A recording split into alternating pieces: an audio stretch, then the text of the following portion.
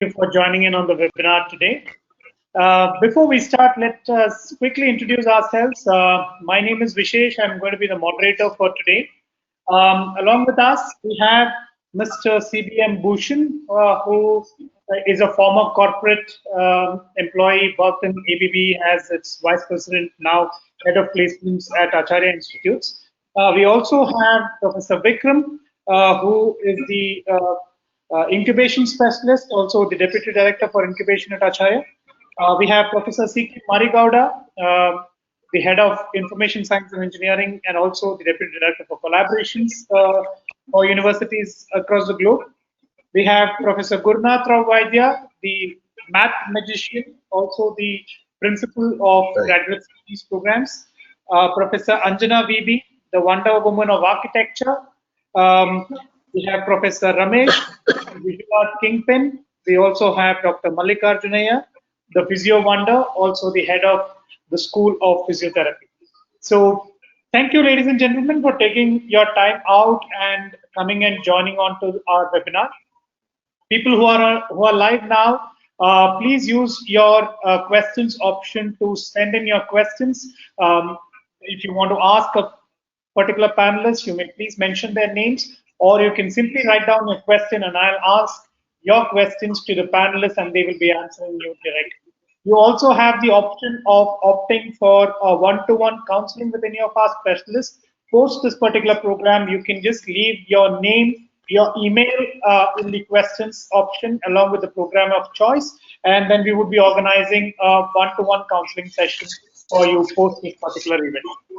So before we get started, let's basically understand a few very important points from our academic heroes here today in terms of understanding what a student should be looking at before joining a program because of the widespread virus situation that we are facing today of the situation of COVID. Let me bring in Mr. Bhushan first. Mr. Bhushan, I think today you play one of the most important roles because the students are not sure on in terms of how the economy is going to go forward and how the placements are going to happen. If you were to give a piece of advice to students who are now looking at joining an academic program, what do you think would be the job market probably 4 years or 3 years from now for undergraduate students, or 2 years from now for postgraduate students for all disciplines? Great wishes. Thank you very much for your question. And let me quickly confirm to all the youngsters who are there in this particular webinar. COVID is a wonderful opportunity for all of you. It's going to be a wonderful opportunity. Each of the companies is now reinventing themselves to meet the new requirement. Each company has a new requirement which was not there few months before. And each of them are reinventing. And I'm very sure that each one of you are going to get great opportunities. And I have some samples of it and I will be sharing it over a period of time. Thank you very much. Thank you, Mr. Bhushan. Let me now bring in Professor Marigowda. Mr. Marigowda has been working in the sector of collaborations with various universities internationally. Why do you think it's very important for institutions to be collaborating with other universities and industry globally? What is the importance of that? Thank you, Vishesh. This is a very important question, and we need to understand very clearly that what is the difference among the there are different universities across the globe. Now, what is the importance of the collaboration is, especially in Acharya, since the inception, we are in the forefront when it comes to the collaborations. Acharya has been collaborated with several leading industries and the universities across the world, especially to give an opportunity for the students and the faculty in the field of a research collaboration, where the students will be given an opportunity with the semester abroad program and to participate in summer schools as well as to participate in global immersion program. This gives an opportunity for the students for them to understand what is the gap between an academia and an industry. If I take with respect to an industry collaboration, Acharya has been collaborated with more than 200 MNC companies, through which we are going to assess what is the gap between academia as well as an industry. Based on that, we are able to place a good amount of the students with respect to the placements. Thank you, Professor Marigowda. Let me now bring in Professor Gurnath Rao Vaidya. Sir, this is a scenario where students are not too sure about whether to take a health program or a technical program. You being the head of humanities and sciences, what would your advice be to students who are looking at opting for a management program or a psychology program or any humanities or science program? Yeah, first of all, good evening to everyone. I would like to tell the students, no need to worry. And this is this COVID-19, whatever it has come, it has brought some positives also, and it is a lot of scope for every field, most of the field, as you said. This counseling, definitely, it is one of the very important area where we might be needing in future many more counselors, child psychologists, and there are so much of things in science and humanities as this COVID-19 has brought all these things, and even more, instead of employment, the people now they are looking in terms of becoming entrepreneurs. If you just listen to the yesterday's our Prime Minister's speech, so most importantly, the thrust is given to make in India and going for a local thing. So in this scenario, I think a lot of opportunities are there for the students who are opting for science and humanities as well. So I think it's a bright future in these areas. Thank you so much, Professor. Students, parents who are online, let me just give you a brief insight to our audience today. We have students from almost 17 different countries and all across the country today online right now interacting with us. So if you have any questions, please use your chat bot or your questions window on your screen to send out questions for our panelists today if you have any specific questions that need to be answered. Before I get to the students' question, let me also bring in Professor Vikram, who is an expert of incubation. Now, yesterday, Prime Minister Modi has made a lot of financial announcements which would be helping the industry sector. Especially, we're looking at strengthening India within. Now, that is an opportunity for a lot of students to look at becoming entrepreneurs. How do you, as an incubator, as an angel investor or a venture capitalist, advise students to look at this particular opportunity from an academic perspective? Okay. Vishesh, I would like to first highlight the change in mindset among parents. That earlier the focus was more on creating employees, but now most of the parents are very much happy if their son or daughter takes up entrepreneurship, because this is the generation which has great ideas, amazing energy. Now, with respect to the Prime Minister's speech yesterday, an entrepreneur thrives on problems. Entrepreneur focuses on problems and tries to find out a new way of solving the existing problem. So any such opportunity is a great opportunity for new entrepreneurs to come up with innovative solutions.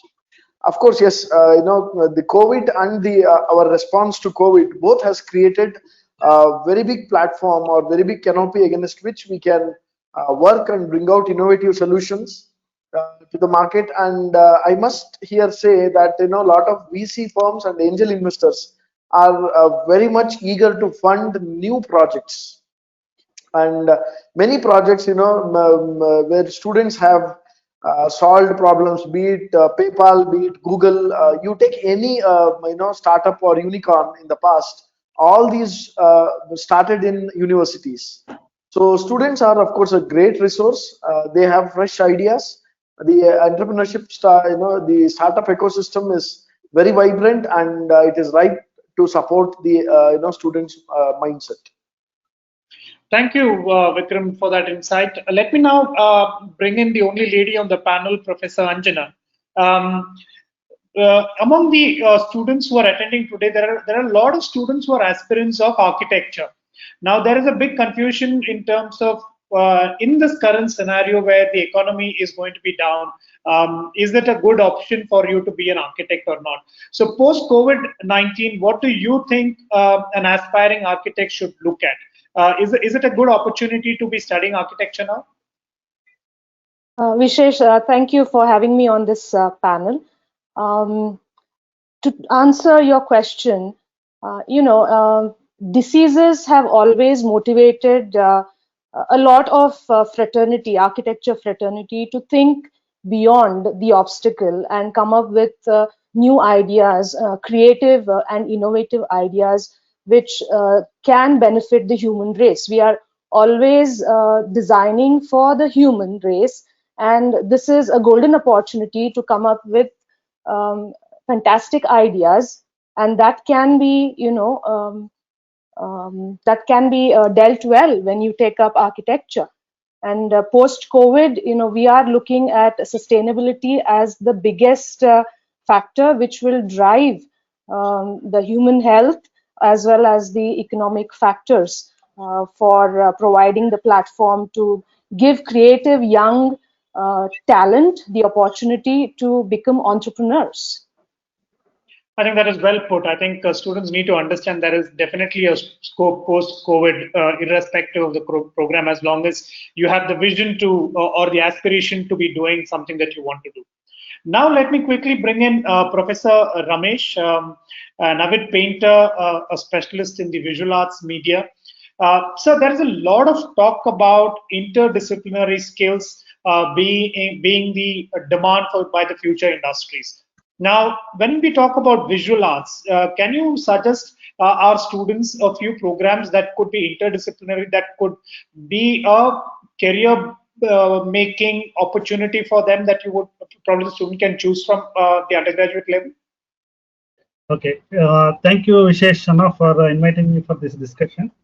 I say, like, before going to this interdisciplinary, I would like to tell this situation especially has brought a lot of opportunities for the designers, because the designers survive on the problems. So this context has brought a lot of ideas for innovative design. To say, like, about the electives, basically, like, a design is horizontally spread, because in the undergraduate level, what we believe is the boundary between specializations are very thin. Students we taught in our institution, like, all kinds of foundation and different kinds of skills, especially kind of an electives that we offer, like graphic design, digital painting, camera and film editing, photography, videography, video editing, interaction design, motion graphics, and game design, digital illustration, UI and UX. So these are all having a great opportunity and scope for having placements today, as well as adding a lot of value whichever the specializations they are studying. So I hope, like, this kind of an approach to learning design would be a lot beneficial in terms of placement. Thank you so much, sir. I think most of the students would be very keen to ask you more questions. I'm sure our students who are listening in would have more questions for the panelists. I have already started receiving a lot of questions. I will be taking some very interesting questions for the panelists. But before I go ahead with the questions, the last but not the least, the question to Dr. Mallikarjunaiah, who is a health specialist, a physiotherapist himself. Sir, I know that most of the kids today would be wanting to get into the health industry because of the current scenario. And most of them would be aspiring to probably do an MBBS or become a doctor. But there's a lot of challenge because of NEET examinations, qualifications, and things like that. What would your recommendation to be students to look at? If not MBBS, what are the other programs that could help them build a fantastic career in the health industry? Yes, sir. Thank you. Yes, it is a right question at this point of time, because healthcare is always a career to look upon, where the demand increases every year. The healthcare requirement is directly proportional or directly related to increase in the population. For instance, if there is increase in the population, there is increase in the demand in the healthcare. So as you all know, as per the survey report of WHO, India will surpass China by 2030. By 2050, India in terms of population goes beyond all other countries. As a healthcare, it is important sector when it comes to education. You all must be aware about the deficiencies in health workforce during this COVID-19.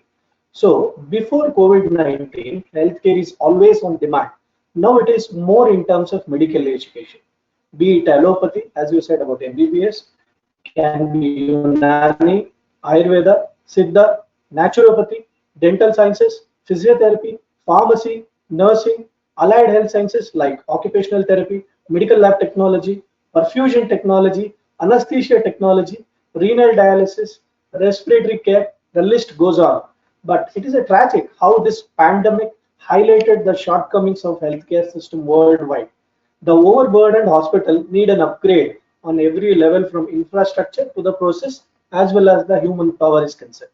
We can expect to see the government put more focus on healthcare. They can adopt similar strategy which has been employed by other countries that can be better managed at this crisis. As people in front lines of the fight witnessed, with inefficient healthcare system, we will not be able to handle the next outbreak if so. So yes, as you rightly asked the question, yes, the demand on medical education and other healthcare courses will be definitely high post-COVID, and there are variety of courses which are available in a healthcare professionals, and it is the healthcare scope is very wide when you look about the years to come.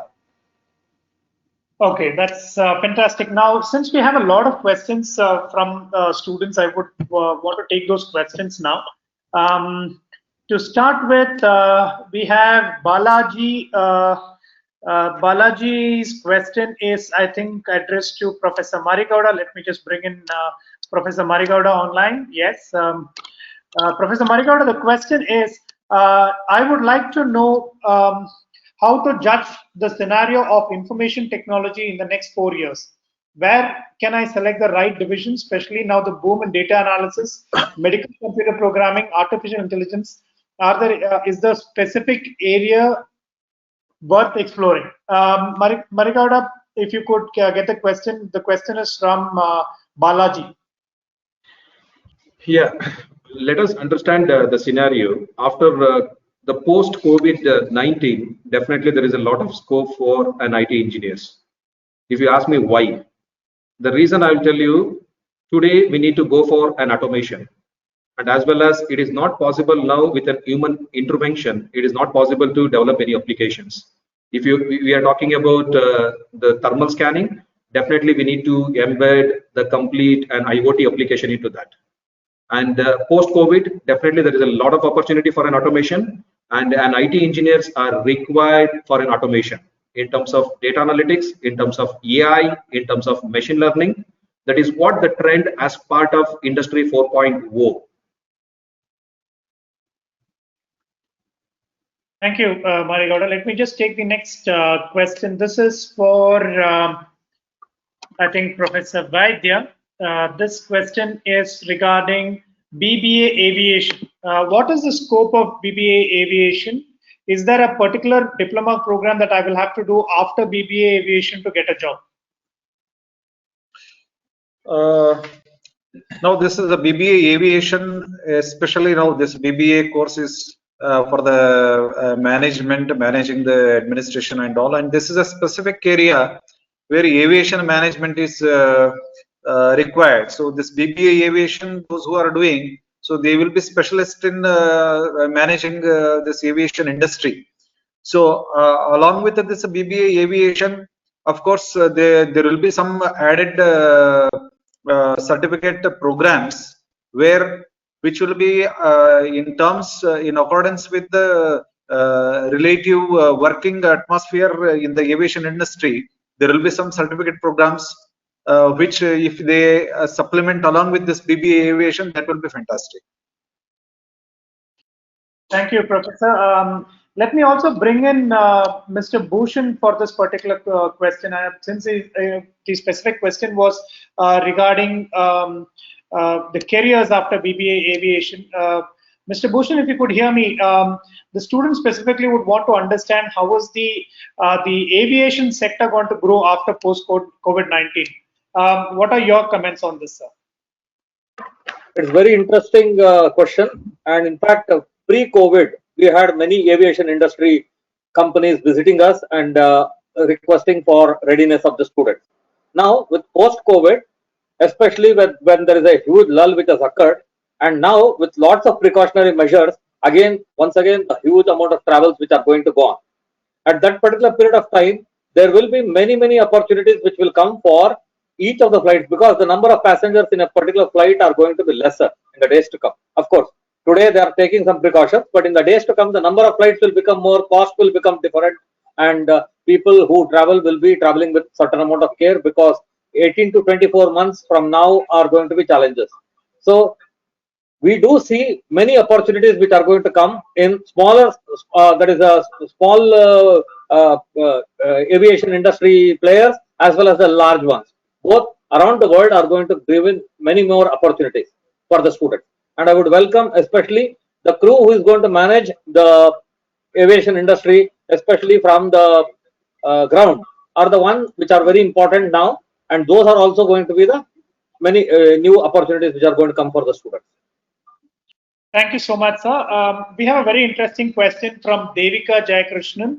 Devika asks, how do you look at the pandemic versus starting the new academic sessions for engineering?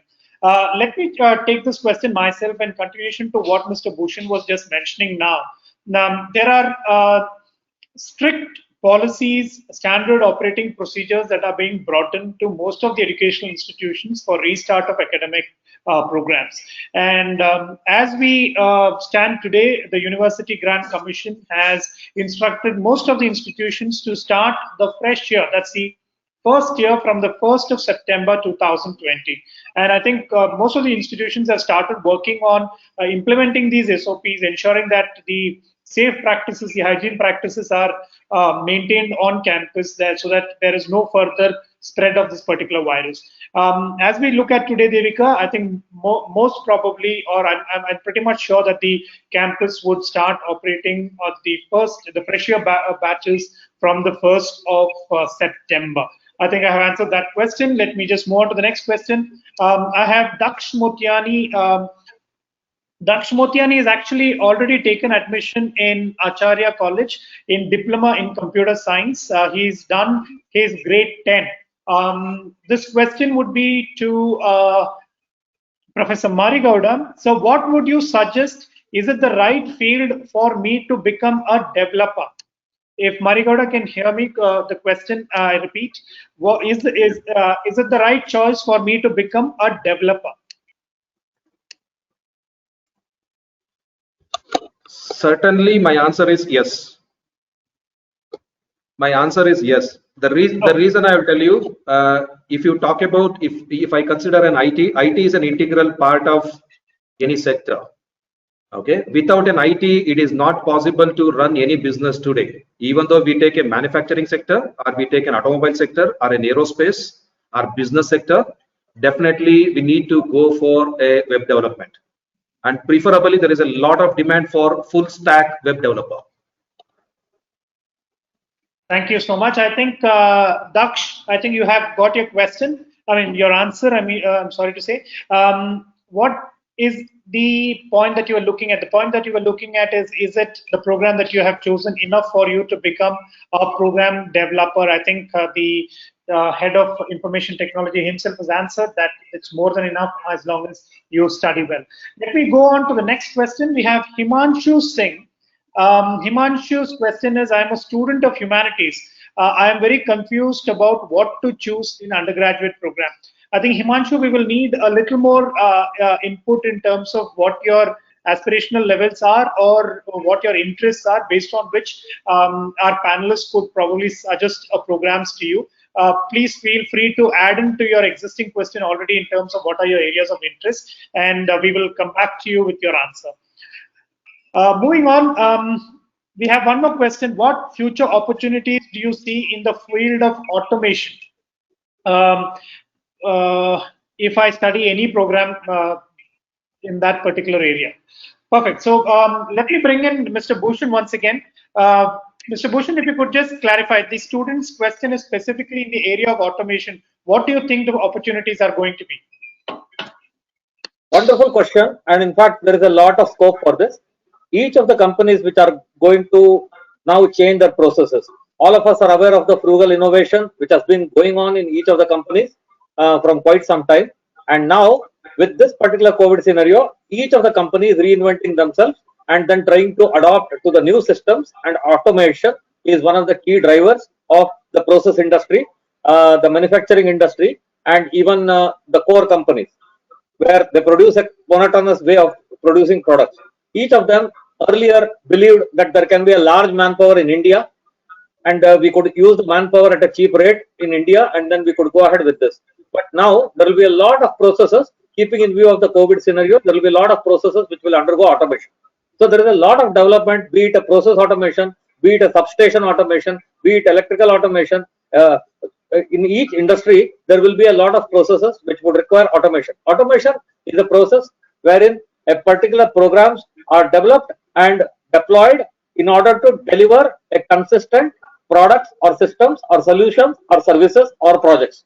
And this particular activity will enhance over a period of time. And let me quote an example quickly to you. Recently, all the companies, IT companies, have now faced new problems which were not there available. And each one of them, yesterday I received one offer from company asking me to send 3 students who are going to be developing in new applications and also related to automation in such a way that they will be able to deploy it in particular process industries such as cement and also paper industry.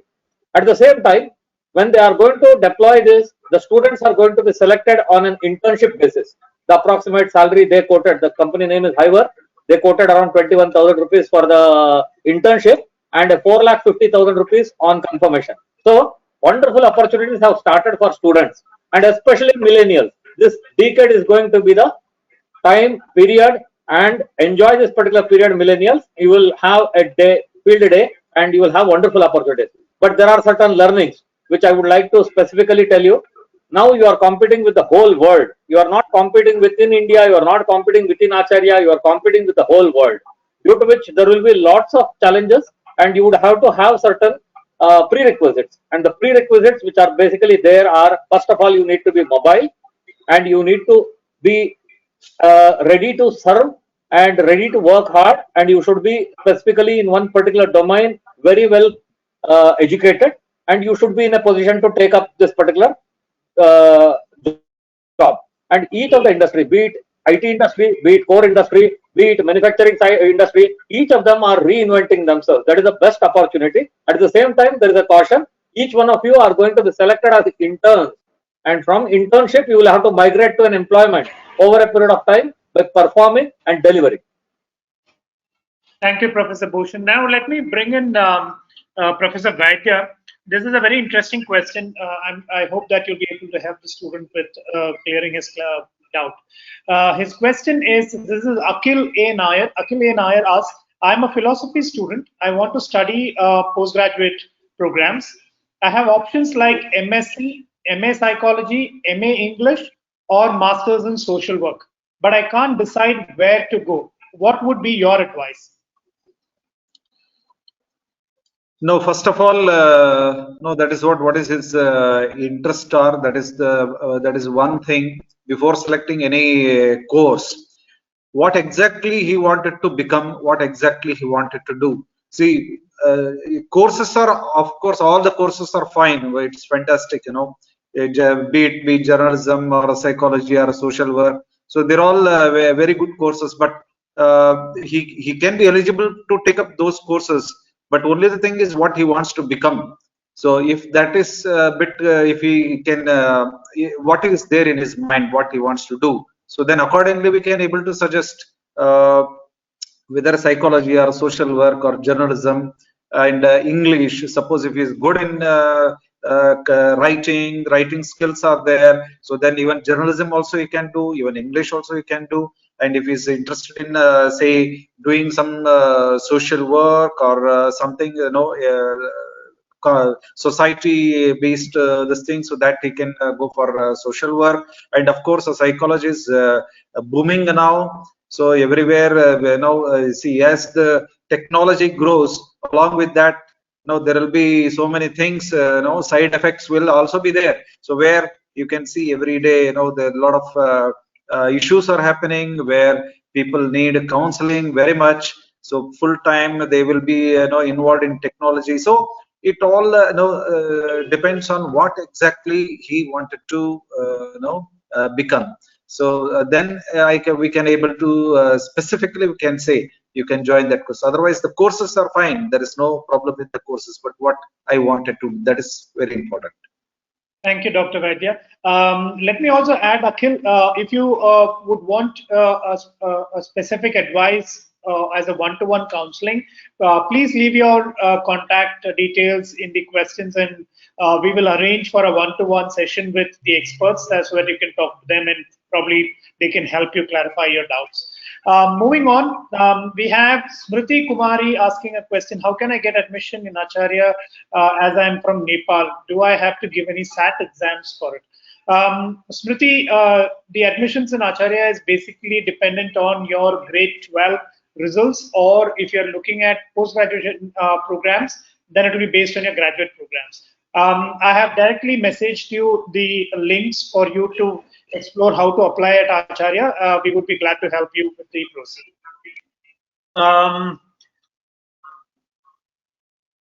Moving on, we have Daksh Motiani again, Professor Marigauda. His question is, since he's already taken computer science, how much time or how many months would it take for him to become a hacker?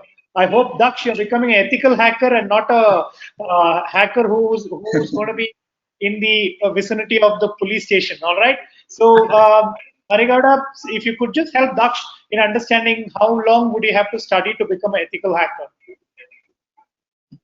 Basically, I myself doing a research in the field of the security. If you take my research field, I'm doing a research in cyber security, especially to provide a security for an IoT applications. Today, we are talking about an automation where we will deploy the sensors in a different locations, and the sensor will sense a sensitive information. And we need to ensure a security. It is very important that security is the most important. And if I come to a specific question, how long it will take to become a cybersecurity expert? From past 15 years, I am working in the field of a cybersecurity. Okay. Every time a cybersecurity, there are two aspects of it. One is the developer will develop an application to provide a security, and the hacker will challenge, and they will try to penetrate. Now, with respect to how long it will take, it depends on the level of an ethical hacker. I will go with only, I strongly recommend the students to become an ethical hacker, not an hacker. Always we wanted to do something with respect to ensuring a security, not to destroy something. Okay, the companies, they will encourage, where they will challenge the students, where they will give an open opportunity for the students. They can go and hack their servers. It is completely an ethical hacking. For that, they will get a reward. With respect to the number of duration, how much? But definitely, I'll tell you, it is very difficult to predict how long it will take to become a cybersecurity expert. But to become a real cybersecurity expert, always it is recommended to go for a regular degree of a computer science and engineering or information science and engineering to get to know the fundamentals of computer science. Without knowing the knowledge of a networking, without the knowledge of a programming, it is not possible to become a cybersecurity expert in full scale. Okay, I strongly recommend probably engineering plus, after completion of engineering, probably the students is keen on cybersecurity. Parallelly, you can take up some courses, online courses, along with the regular engineering degree, and it is possible to become a cybersecurity expert. And one of my student, I'm mentioning one of my student is graduated in the year 2008, and he is heading KPMG as an advisor for a cybersecurity. His name is Arsha Bhatt, and he is one of the leading cybersecurity expert. He probably is advising most of the MNCs, like including Microsoft. Thank you, Professor. I think the student who asked the question is now more clear in terms of understanding how to become an ethical hacker. Let me quickly bring in Dr. Mallikarjun. Dr. Mallikarjun, there is a question specific to health. The question is, I am a PCB student, physics, chemistry, biology student. What are the other courses that I could take other than MBBS or BDS, which could be in demand in the coming years? Yeah, a very good question, because many of them, they have a dream of going to the MBBS, what we call it is allopathy. There is a lot of options which are available when it comes to medical health is concerned. So you have Unani, Ayurveda, you have Siddha, naturopathy, physiotherapy, pharmacy like D-Farm, B-Farm, Farm D, and we have nursing, PCBSc nursing, basic that is post basic BSc nursing, BSc nursing, and diploma nursing, and there is something called allied health sciences also. So allied health science, it is a vast courses are included like occupational therapy, medical lab technology, perfusion technology, renal dialysis. There are many areas which has to be explored, and there is a lot of requirement, and also there is a scope. So especially when it comes to alternative for an MBBS, if you are looking for different types of medicines other than allopathy, there are options, as I already mentioned, BAMS, BUHS, BPT, and BDS. So these are the probable options, which again depends upon your PCB percentage, and also may not be a NEET is required when it comes to other health courses is concerned. Dr. Mallikarjun, the question was asked by Mr. Vaidyanathan. Vaidyanathan also asked two more questions. He would want to know the qualification requirement for veterinary sciences and physiotherapy. Is it the same? Both are entirely different. Both are entirely different. So when it comes to physiotherapy, it is a treatment which is given by a physical means other than the medicines. The question is about eligibility qualification required to study veterinary sciences and physiotherapy. Yes, for a physiotherapy, it is PUC. We should have physics, chemistry, and biology.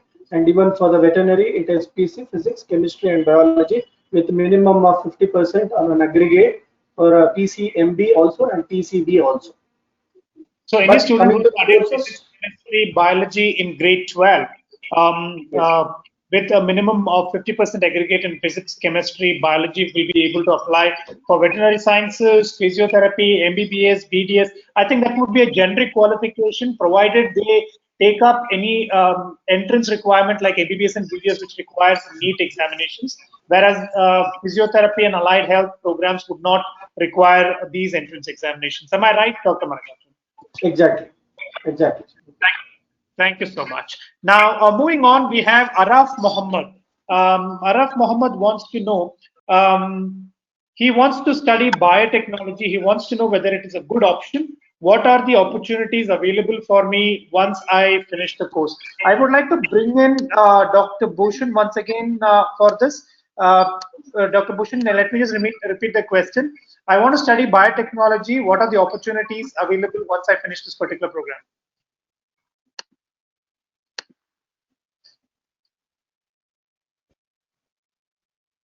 Professor Bhushan, if you can hear me. I can hear you, and I have understood the question. It is all about the biotechnology and the opportunities which are available in the biotechnology. So, yes. Let me, I think you need to put me on, Vishesh. Yes, you're on, sir. Yeah, I'm on. Okay, fine. So, we in fact have increased the intake 2 years back itself in biotechnology, keeping in view of our intake requirements as well as the demands which are basically coming up. Most of the genomic studies today, the whole world is being ruled by A, B, C, D, E, F, G, right? So we have artificial intelligence, we have blockchain, we have cloud computing, we have digitization, we have various other things, and the last one is genomics. And this in turn, and especially post-COVID, there are lots of activities which are basically being performed in order to discover, in order to invent various products and systems in order to for the mankind. It is not just about a vaccine. It is all about the type of treatments which are to be provided for the people, and it also like the plants or even for the various type of products which are to be developed over a period of time in order to sustain the nature. So there is a lot which is coming up, and there are companies who are basically giving up internships, especially in the field of biotechnology. And all our students, the 30 students whom we had previous batches, and today we have 60, all of them have been basically given internship by our biotechnology people. They in fact have developed, there are our students who have developed together with the professors, they have invented curcumin based solutions in order to solve diabetic problems. And there are solutions which people have developed to sprinkle pesticides in farmers' places using the drone technology. So it is quite an amount of interdisciplinary activity which is being done in collaboration with other branches of engineering and other sciences and STEM. And biotechnology has a great future.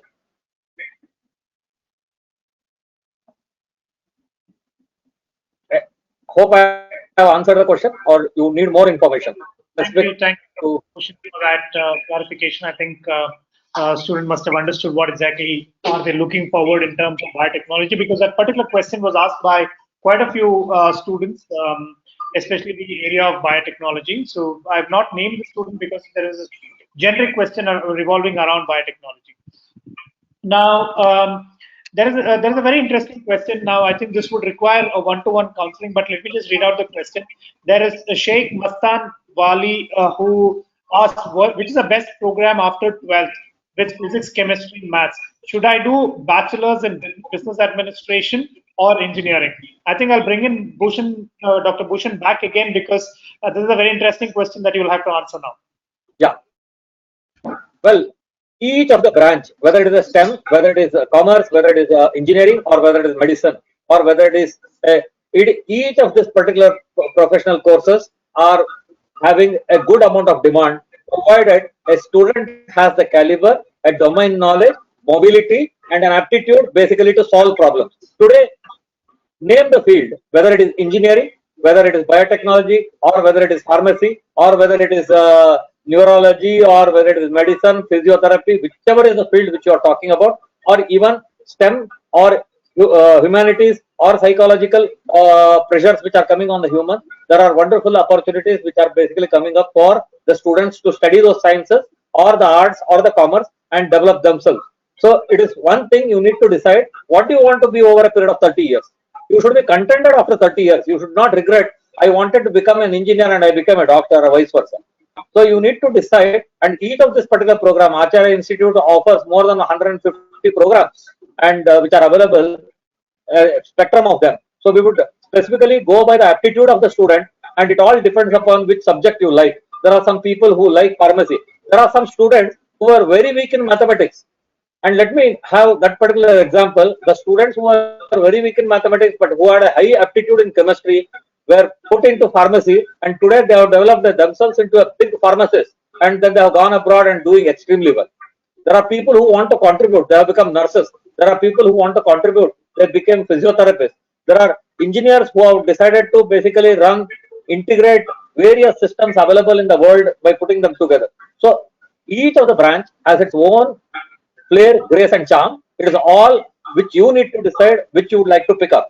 And Acharya Institutes has that particular capability to develop each student with the proctorial system which is available in the institute, to make sure that the student chooses a particular career and develops himself in that particular field over a period of time. And we promise you a placement also over a period of time, ensuring that the field which you have chosen, you will get into and you will get an internship, and it is for you to deliver and you will be able to be successful. Thank you, Professor Bhushan. Let me now bring in the Wonder Woman. We have a question regarding architecture. There are two questions. The first question is, I'm preparing for NATA. I'm also taking the JEE Main 2 paper. Either one of is enough for me to study architecture? But that's a question, whether one of it is enough. The second question is, what are the elective options when I do architecture? What are the fields that I can specialize in? Okay, with respect to NATA or JEE Main Paper 2, either one is more than sufficient. You can either do NATA or opt for JEE. So the scores there, one of the scores will be considered. And as regards to the elective, essentially now what has happened is our university is kind of diversifying into providing more options to students so they can choose their interest in electives. We start offering electives from the fourth semester, that is the second year, and you have a range. You can go from adaptive reuse to heritage conservation to sustainable architecture to culture and architecture, acoustics. So a lot of them are there in the syllabus, but these are just a few that remember at the top of my head. Thank you, Professor Anjana. Moving on, we have a question, very interesting question. Should I wait for the board examination results before we take admission, or should we look immediately make arrangements to block the seat at Acharya?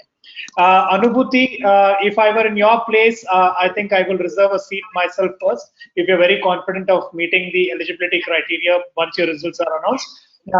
Because of the current scenario, people might not be sure in terms of how to head, when to take admissions and things like that. So it's better to be early rather than regret later. So that would be my advice. Next question is, so I'm going to take all the aeronautical questions together because there are a lot of aeronautical questions that have come up, and there is Hafiz Asaf Ali, there is Araf Muhammad. There are quite a few questions regarding architecture. I'm just going to club all these questions. The questions are: what is the scope of aeronautical engineering? My son's ambition is to become a pilot. So I think it is the same person who's asked the question. That is one thing. What are the opportunities for students who have completed aeronautical engineering and things like that? So that's two parts of this particular question. Let me take the first part. That is from Hafiz Asaf Ali. Let me clarify, sir, if your child wants to become a pilot, then he need not do aeronautical engineering. Let me clarify that. Aeronautical engineering is a technical program where a student learns to design, maintain quality, understand manufacturing, control mechanisms, but understand aerodynamics of an aircraft. So that is what aeronautical engineering is all about. If he wants to become a pilot, I would recommend that he does any science-related programs, whereas maths and science, which is studying math and physics specifically, for him to become a pilot. Now, let me bring in Professor Bhushan for the second part of the question. What are the opportunities for an aeronautical engineering graduate once he finishes his engineering program? Yeah. Well, for each of the aeronautical engineers, there are various industries who basically supply a lot of products and systems and parts to the aviation industry. Be it Boeing, be it Airbus, be it even our VRL, which you know, Vijayananda Roadways, those people also have aircraft.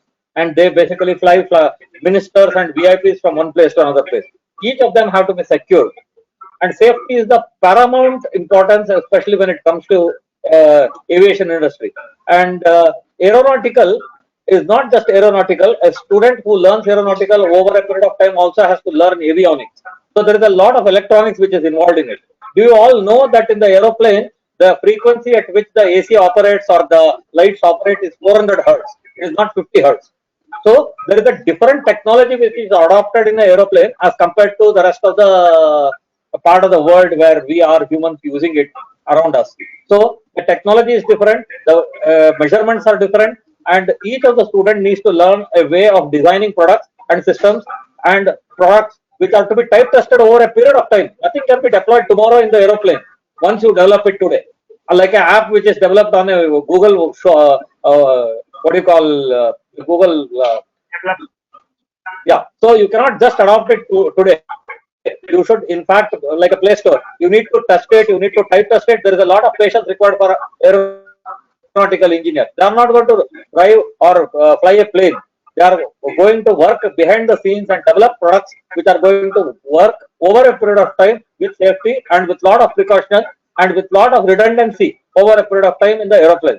And to learn this, it is a challenge, and flying is one part of it. The rest of the parts which are there, for example, there is one company, Moog India, who is in very close coordination and very close collaboration with us. Then there are 2-3 industries in Pinda industrial area who are basically with the Dynamatic and those type of companies who are with us. And in fact, a small piece of product which is given to be put in the aeroplane is type tested over a period of time by around 1 million times that is made to fall, and it is tested, type tested, and then checked whether there will be a damage to it or not. To that extent, people need to have the patience, and then there is a lot of depth in aeronautical engineering, in material science, and the type of fuel which is going to be used. In the days to come, there will be new fuel, and that particular technology is also going to develop. It is not going to be the same old fuel which is going to run the aeroplane. So we have wonderful opportunities for the people who really learn aeronautical engineering, and we welcome people who have that aptitude. But don't choose the brand just because you want to fly an aeroplane. Thank you, sir. Thank you. I think that was a very detailed input in terms of understanding aeronautical engineering and its opportunities after the engineering program. Professor Ramesh, if I could just bring you in. Now, there is a very specific question in the area of visual arts. This is asked by Rojo Joseph. He wants to know, can you explain in deep about career options after doing a bachelor's in visual arts, specifically in the area of animation and multimedia? It's actually like a very good question to know about the opportunities in animation industry. Today, Indian animation industry is growing comparative to last decade, because there is so much of domestic companies coming up comparative to like multinational companies previously, okay, especially like the US and other companies. And today there is a lot of even game development companies are also coming in India. So there are a lot of opportunities and scopes, especially like animation is a very wide applied thing. Like for example, 50% of the investment today in this industry is happening in the instruction design. Okay, so as per my recent latest report, which I got, like in animation, like nearly 131.7 billion Indian rupees is invested in last 3 years. Okay, this is the thing that we can look at the biggest scope available in the industry. So then about the opportunities, job opportunities. So like storyboard artist, character designer, 3D modeling and sectioning, pre-production artist, like that.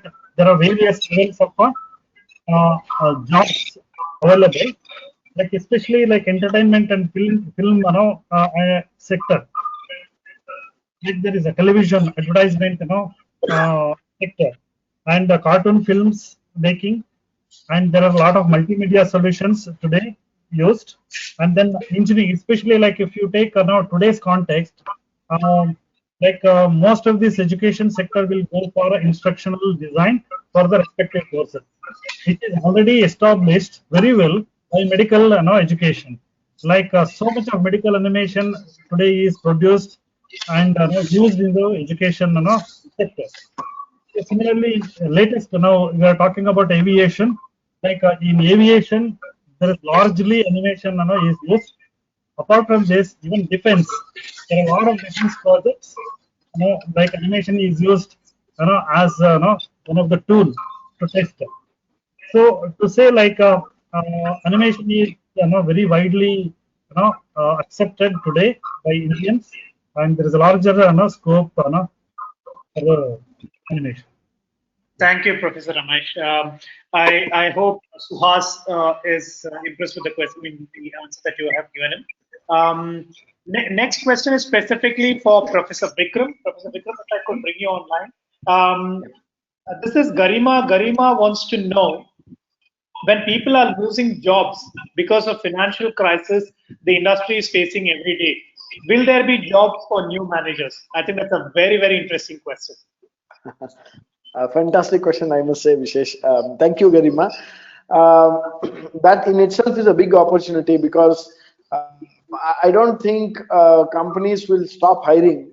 In fact, what they will do is they will refine their hiring strategy, in the sense they would make sure they hire people with very critical skills. And when it comes to your question, regarding managers, as I said, when companies refine their hiring strategy, they would always look for people with critical people management skills. So if somebody is really good in handling human resource, then they will be given more better preference. And in terms of other managers, it all boils down to key skills that a fresher has. If somebody has a lot of key skills, then definitely companies would pick them first. So that is my answer. There will be a lot more opportunities. Thank you, Vikram. I hope Garima has heard that answer, and I think is convinced with the answer.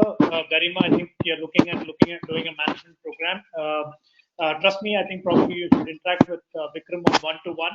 I'm sure Vikram would be glad to do that. Please do share your details in a direct message so that I can pass on to Vikram for a one-to-one session with them. Next question is specifically for Dr. Mallikarjun. Dr. Mallikarjun, this is Zara. The question is, what are the scopes in orthopedic? Do I have to do physiotherapy or I have to take up another bachelor's for orthopedic? Is there a good scope in orthopedics? I think the student wants to know what are the career opportunities in orthopedics and in physiotherapy, and is orthopedics part of physiotherapy is the question. So if you're specifically interested in orthopedics, as a physiotherapy, there is no specialization as such. So 4 years of program, we provide BPT, Bachelor of Physiotherapy. You are specialized as a physiotherapist. So if you want to do your master's in physiotherapy, we call it as MPT, Masters of Physiotherapy, where a lot of electives are there, like musculoskeletal, sports physiotherapy, neurology, community-based rehabilitation, pediatrics. Like there are various elective-based. If you are very specific in terms of orthopedics, or in a broader aspect, it is orthopedics can be two. That is musculoskeletal and sports. So you are supposed to do 4 years of BPT and 6 months of internship, followed by your specialization of Masters of Physiotherapy to become a musculoskeletal or a sports physiotherapist or a orthopedic physiotherapist. Thank you, Doctor. I think Zara, I think Dr. Mallikarjun has answered your question. Let me bring in Professor Bhushan once again. This is again another interesting question. I'm bringing you online not because of your placement expertise, but because you're also an electrical engineer. Now, the student here, he's known as RD. He wants to ask, how good is to learn programming if you're an electrical engineer? A good question. Yesterday, I spent 1.5 hours to 2 hours with students and the final year engineering students. And I was just mentioning them, if you are a student of electrical, there is wonderful opportunity for you to be in the electrical field, and it is not a must for you to basically become a C programmer and sit into a AC cabin and start coding all the time. And then there is no need for you to study electrical engineering if you want to do that. So I was explaining them that there are such wonderful life experiences which over a period of time people can relish in electrical engineering if one becomes an electrical engineer. And there are testing and commissioning opportunities. Today, whole world, one thing, COVID has come and gone. All of us remember Modi ji mentioned on a particular Sunday, switch off all the lights and then basically light diyas. So you may be aware that the number of power engineers who worked behind the scenes are more than 1 million of engineers around the country who put all their sweat, including the linemen till the top power grid bosses, to make sure that the electricity is never disrupted during that particular period of time, because there was a change of 80 gigawatts of load which happened, and that could not be succeeded just by any IT programmer. It is physical presence of the electrical engineer. And one thing, that is a thankless job. If you love a thankless job, you should do electrical engineering, and you should, because there nobody thanks the electricity board every day. Thank you very much, I got the electricity today and I'll sleep. Nobody does that. And at the same time, people scold when there is no power. So power engineers are those people who keep the nation running, who run the wheel, who make sure. The other day there were some IT people who were claiming that lot of programs are being developed by us and we are the ones who are going to create such systems which will run the world. And somebody in power sector said, "Sabke liye power chahiye," and everybody needs power, and each one cannot. Nobody can ignore power. So power is something which is reliability, sensitivity, selectivity, and also dependability are the major criteria for the power electrical engineer. And if you have these four characteristics come into the electrical engineering, placement is my choice and option is your choice to be in electrical engineering. Thank you, sir. Next question is from Smriti Kumari Gupta. If someone doesn't get a pass in a NEET entrance examination, can they get admission in NIT college on the basis of 12th? Okay, Smriti, I think this is specific to you wanting to join any of the National Institute of Technology. The eligibility criteria for admission into these institutions vary from year to year. The best thing that I would advise you to have a look at their website to see the current eligibility criteria to get into NIT. I'm not sure that there is another alternative unless you are an NRI or an international student where you can get a direct admission in NIT. Please do check their websites once again. Moving on. Let me bring in Professor Ramesh again. So there is another question with regards to visual arts. Which is better, visual communication or animation, and which have better opportunities? This is from Roshan Jacob. Sorry. Okay, actually, animation and graphic design both comes under communication design only. Partly, they share certain common skills and sensibilities. So we have examples of animators working in graphic design and graphic designers working in animation. So that is quite possible. And so both have a large scope. Like for example, if you look at graphic design, okay, today every new product launched or every new company launched will require branding and promotion. So which is done by graphic designers. So just a report, like 50,000 startups registered from last couple of years, from 2015 to 2020, and just imagine in couple of months or year how many new companies will come and they require a lot of branding and promotion of their companies. Similarly, like animation, if you look at today, there are 300 channels, television channels available in Indian television context, and every television wanted to have certain programs based on animation, okay, and cartoons and various things. And similarly, like if you look at the films produced, how many films produced? 900 films produced in a year in a Indian cinema industry. Like 99% of the films today uses VFX, visual effects, which is part and parcel of a new film productions today. So like both graphic design as well as animation have a scope, and if you choose to be in any one, and you can work in both. So either you can work in often in animation and often in graphic design, which is quite possible and easy. Thank you, Professor Ramesh. Let me now quickly bring in Professor Vaidya. So there's a specific question from a student called Surya Teja. He wants to know, are there any psychology courses after grade 12?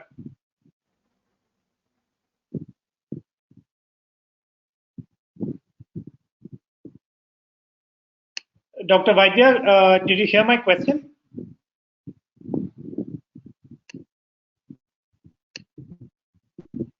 Okay, we are having some technical issue with Dr. Vaidya. I'll come back to that question. Let me move on. Let me bring in Professor Marigowda. I want to get a job in a big IT company. If to do that, what are the languages that I should be good at to be placed? The question is from Suresh Kumar.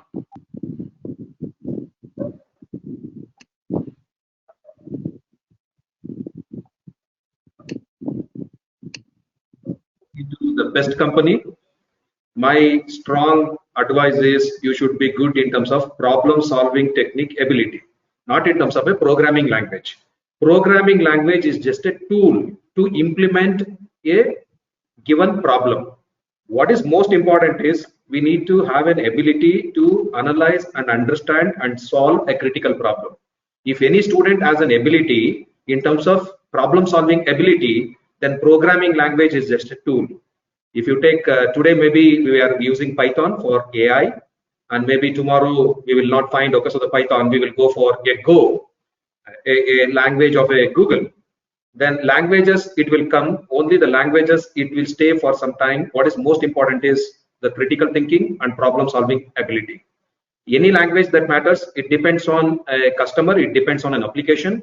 Maybe some customer, some application, it demands for using a Python, and some programming language probably it demands a .NET or Java.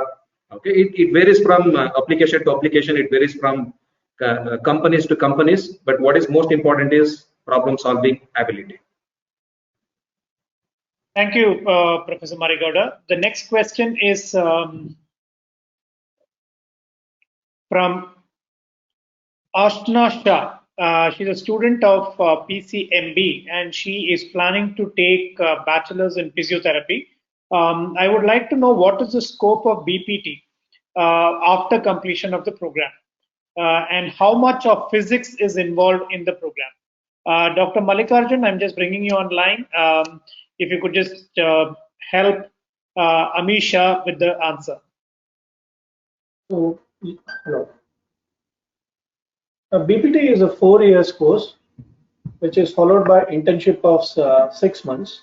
So after BPT, there is a lot of scope in terms of working as a clinical physiotherapist. You can have your own clinical setup or a physiotherapy clinic, or you can work in the corporate hospital as a clinical physiotherapist, or you can pursue your master degree called as Masters of Physiotherapy, where you have a lot of specialities like musculoskeletal and sports, orthopedics, neurology, cardiopulmonary and general physiotherapy, pediatrics, etc. So there is a wide range of scope, and you can work in NGO, non-governmental organization, as an independent physiotherapist, where you can treat many ailments from infants to elderly adults. So there is a wide scope in terms of physiotherapy. That is the first question. Second question, involvement of physics. Definitely when we are operating some of the electrical instruments, or we call it as medical instruments or electrotherapy instruments, you require some basics of physics, may not be in detail. Definitely a qualified biomedical engineer will be helping you if there is any requirement in terms of specification or in a repair of a medical equipment is concerned. Definitely physics is required, may not be in detail, but if you have a knowledge of operating and assessing the patient and diagnosing the patient, and if you are good at treating the patient, that is the most important skills you require to pursue BPT. Perfect. Thank you so much, sir. Moving on, I have a question from if Gurunath Rao Vaidya is available right now. He's still logging in. So let me just move on. I'll come back to the commerce and humanities questions once again. I think Dr. Gurunath Rao is trying to fix a small issue with his connection. In the meanwhile, can I bring in Professor Ramesh once again? We have a question again from Roger Joseph. Does BVA Animation and Multimedia Design cover Adobe Suites and commercial art? For example, designing office stationery, logos, etc. Yeah. Actually, animation does not covers this logo aspect because it comes in a branding, especially in graphic design and communication. But doing a logo is not difficult for an animator, because this is again a visual media, and all the foundation required to design that, animation students will also have. Only thing like they will not do because that is not their focus. So animation is their focus. So if they want, they can also design their own logos and can work in that direction also possible. See, since this visual communication, especially animation and graphic design, comes under visual communication, so a lot of common things are this taught to the students. So both can swap a lot of skills whenever the opportunity arises. Thank you, Professor Ramesh. Dr. Vaidya, if you can hear me, there are a few questions specifically for you. If I could bring you online, if you're able to hear me. Sir, can you hear me? I think your mic is turned. Yeah, All right. there was some technical issue. Yeah, now I can hear you. There are a few questions for you. Let me take the first question. This is from Surya Teja. Can I do any psychology program after 12th? Do you have any psychology programs? Yeah, we have a Bachelor of Arts in Psychology. So the eligibility is no any 12th pass. You can take up a BA in Psychology course. Along with Psychology, there will be two more combinations also. They can choose which are the combinations along with the Psychology. Yes, definitely. Yes, yeah. We have BA Psychology. All right. I have Sudev Shivadasan Nair ask you three questions. The first Yeah. question, I'm planning to do BCom with ACCA and would like to know if ACCA has validity in India, in case if I plan to work in India. The second question is, does Acharya Institutes offer BCom and an ACCA program? The third question is, Acharya's engineering program is well known. How about your commerce and undergraduate programs?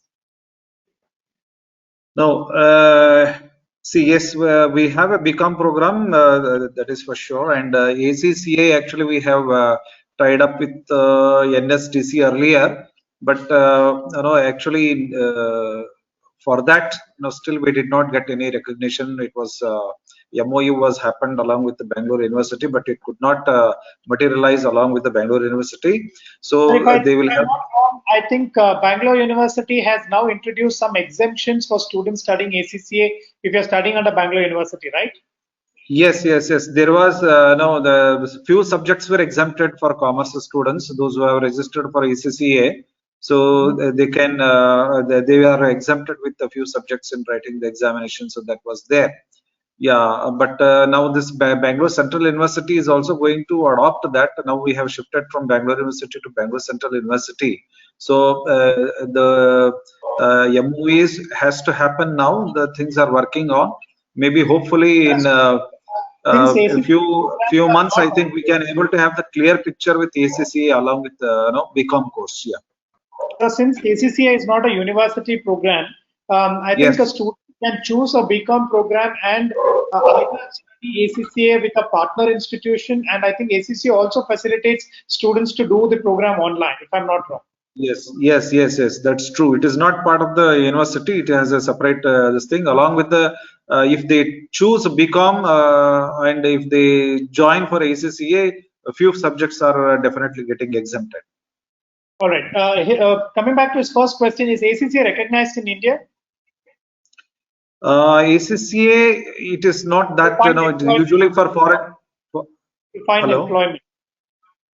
For employment. Of course, yes. No, usually, but the ACCA, it is recognized for foreign countries actually.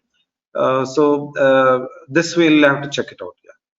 I think ACCA in India, a student who graduates ACCA will not be able to work as a chartered accountant, but can work in any of the finance industries and any of the finance sectors.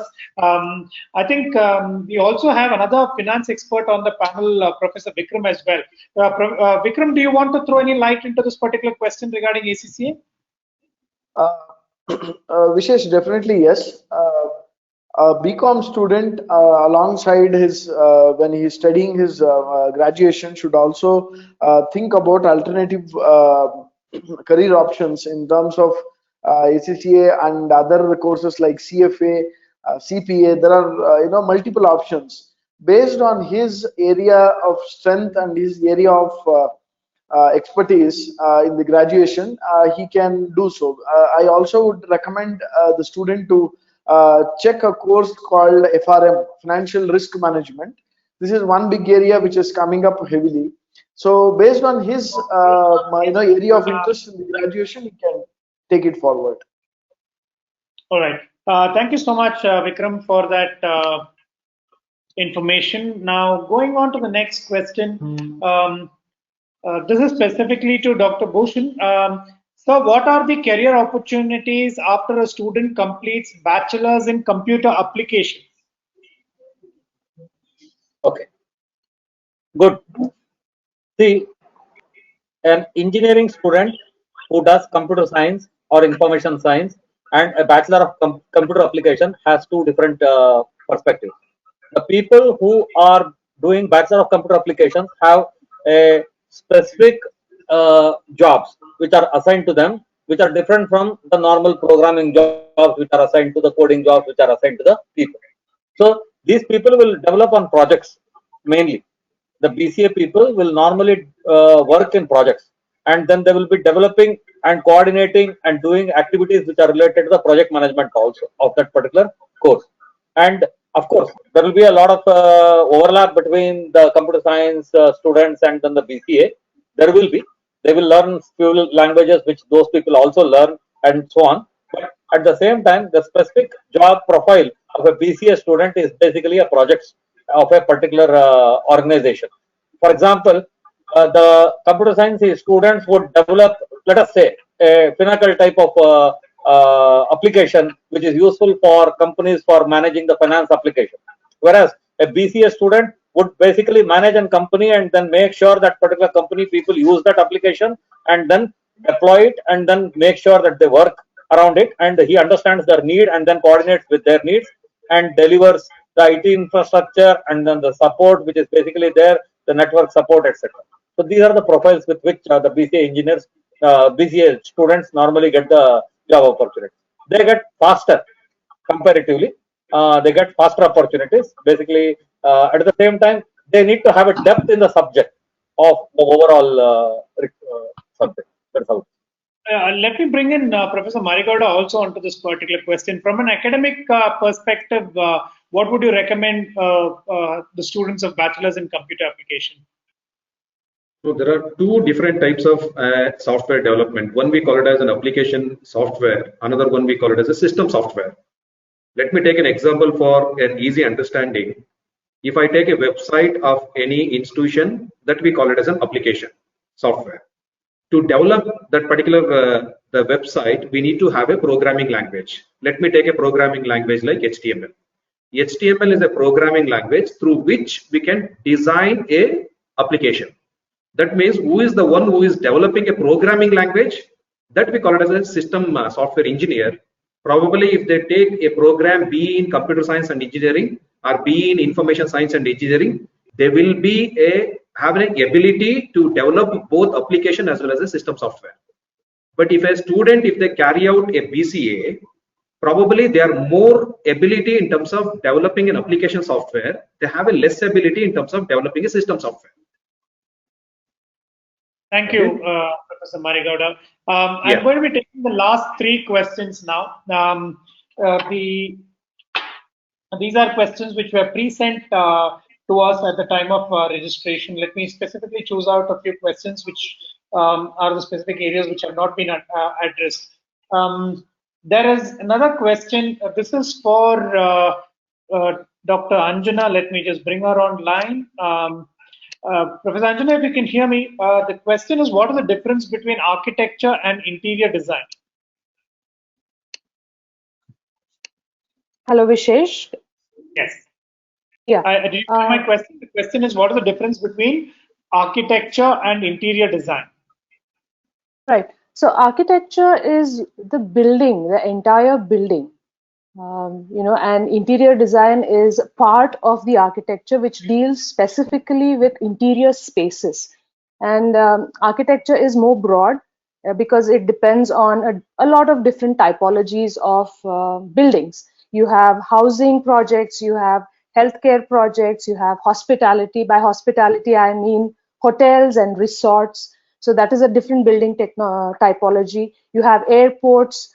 You have transport, hubs which have to be designed. That is a holistic approach to building design. And then when you're looking at interior design, it is very specifically related to the interior spaces. So that is the difference between from my side. Also, the student has not asked this. Just wanting to add to understanding, what is the difference between interior and spatial then? What do you mean by spatial design? Spatial design is very much part of the architecture of the building as well. When you're talking about, because you have to design the spaces to be able to create a building, and then that becomes the architecture. When you're talking specifically interior, how do you design the spaces that you have, or rather, how do you enhance those spaces that you have designed with interior design? So there are two different things. Can I add a few one word? Yes, Professor Ramesh. Yeah, actually, architecture is like a skeleton. Interior is like a muscles and skin. Okay, all the beautification comes after adding this muscles and skin to the architecture. So, yes, but I disagree. I would say that you have to have good bone structure to be able to have a beautiful building or a fantastic building. Yeah. That's good. That's good. We have two experts, I think, defending themselves. Now, if I were a layman, if this question is to both Professor Anjana and Professor Ramesh. If I were a layman wanting to do one of these programs, and if I'm very good at math and physics, I should choose architecture. But if my creativity, my painting, my design skills are better, should I choose interior design? Would you agree or disagree with this? Yeah, both requires both architecture and interior. You do require maths and physics strength is required for architecture. Yes, definitely, because you are building, you are dealing with structures which need to be built and they need to stand. And if I'm talking about high-rise buildings, then you have the wind load, you have the gravity, then also you have seismic load calculations, you have the structural load calculations. So a little bit of more physics and mathematics in architecture. Interior design, it's more about the aesthetics. You require a little bit of physics and mathematics there because you are dealing with materials as well, but more so in the design of buildings. All right. So for an architect, it would be a perfect combination to be very strong with maths and physics, and if you are creative, that's the bonus. But if you're largely creative, but you're not from the left-brained side, but if you're from the right-brain side, then you would recommend students to probably get into the design aspect of these engineering programs. Yeah. Right. Thank you so much, Professor Anjana, Professor Ramesh. The last two questions now. Professor Bhushan, if I can bring you in, there's Saranya who wants to know, what is this qualification of Doctor of Pharmacy? Doctor of Pharmacy. Okay, yes. Interesting. See, in pharmaceutical field, especially those people who have the aptitude for physics, chemistry, and of course biology, those are the people who become eligible for pharmacy courses. Starting from diploma, we have a diploma in pharmacy, which is D Pharma. And then we have something called Bachelor of Pharmacy, which is called the B Pharma. And then, of course, the Master of Pharmacy, then there are various spectrums which are available. And I think we have 8 of them as of today. And there is one more course which is called as Doctor of Pharmacy. The Doctor of Pharmacy is a very specialized course. It is called Pharma D. It is not D Pharma, it is called Pharma D. Now, this is a 6-year course, and it is quite predominant earlier in the western part of the world, and now it is becoming more and more predominant in the country. In USA or in any other part of the world where you go, if you go to a doctor today in India, if you go to a clinic, the doctor will also write the prescription and write the name of the medicine also. He will diagnose and then write the name of the medicine also.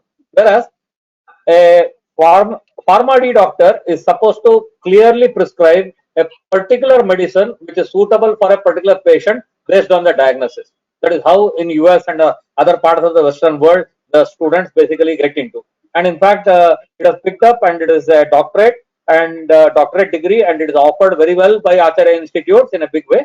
And the students have been very successful. And most of them today are placed in US initially, in the initial few batches. And of course, now they are being placed in various hospitals like Columbia, Shia, Ramaiah Hospital, and all this particular group of hospitals are now putting across the Pharma D students into this position.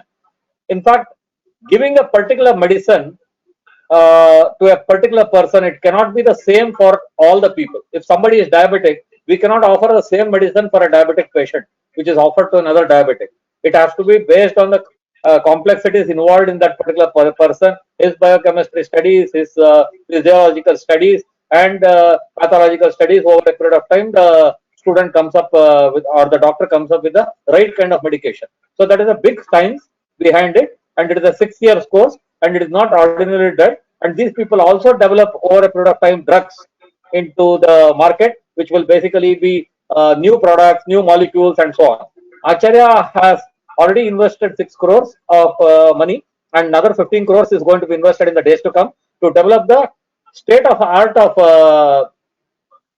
laboratories, which are called clean rooms, especially for the Pharma D students and the M Pharma students. So this is the good part of Acharya. And Acharya, in fact, has been one of the best institutes which has been connected with the industries. Not just because I'm from Acharya, I'm just saying that it is a fact that they have been awarded as the best industry connected institute, especially in the pharmaceutical sciences. And we have lots of doctors who are doing PhD, who have done PhD, who teach this particular subject. It is an interesting subject if somebody has an aptitude for chemistry to get in. And I have seen many success stories. The college has even those students who had 50-45 marks in the 12th standard, and they have scored between the first 10 ranks in the university. Their names are displayed in the institute.